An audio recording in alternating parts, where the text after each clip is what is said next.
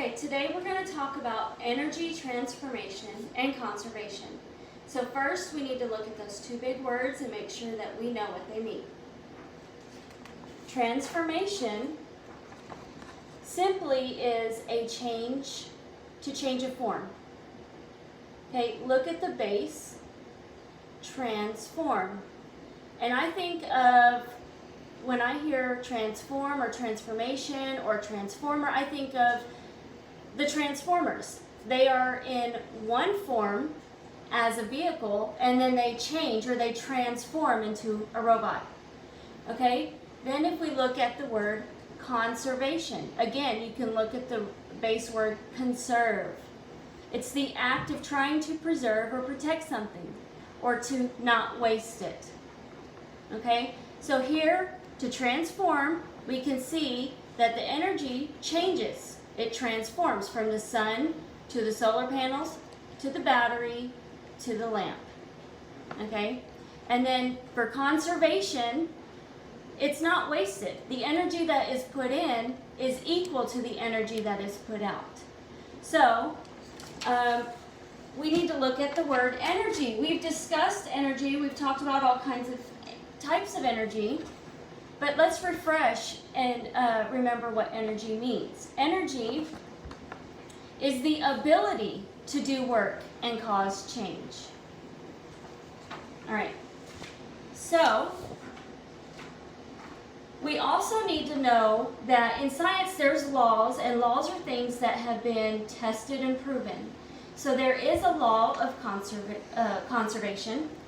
Okay, and that is the law of conservation of energy says energy cannot be created or destroyed. Energy may change form, but the total amount remains the same. Energy cannot be created or destroyed, only transformed. Okay, so the many types of energy we've already discussed, just a refresher, are energy types like mechanical, thermal, electromagnetic, electrical, chemical, and nuclear. Those are just a few. And so now I would like to introduce you to two words that you probably have heard before. Kinetic energy and potential energy. Kinetic means movement. So it's energy that is in motion.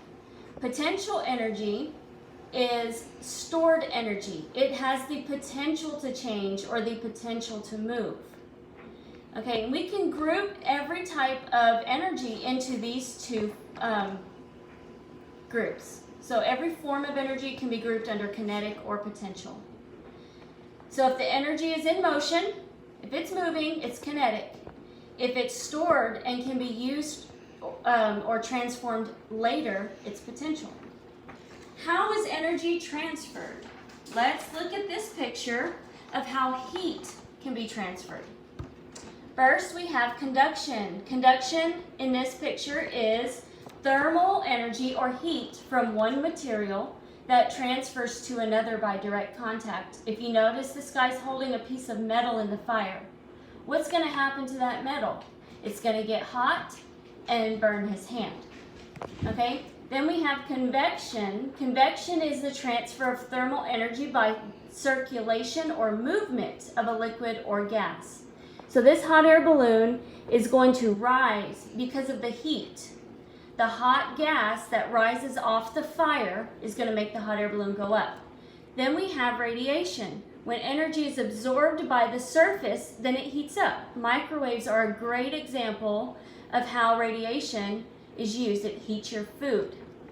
Okay?